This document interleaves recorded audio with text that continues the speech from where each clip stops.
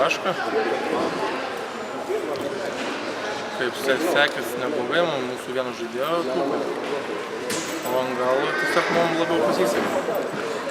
Šios rungtynės kažkaip pradėjom išsiblaškę ir nebuvom susikaupę, to pasekoje pralošėm pirmą kėlinį. Manau, tai ir buvo galutinis lūžis, nes mėginom kautis, keitėm gynybos sistemą, priartėjom prie varžovų.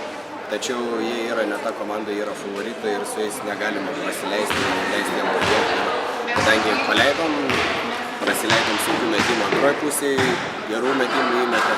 Varžovas tikrai gerai žaidė, sveikinu juos su pergalė, o mums reikėtų dar šiek tiek pasitemti su rungtynių pradžia, nes pirmam kėliniai užpuolant ir įmetant tik 9 taškus tikrai yra sunku laimėti rungtynės.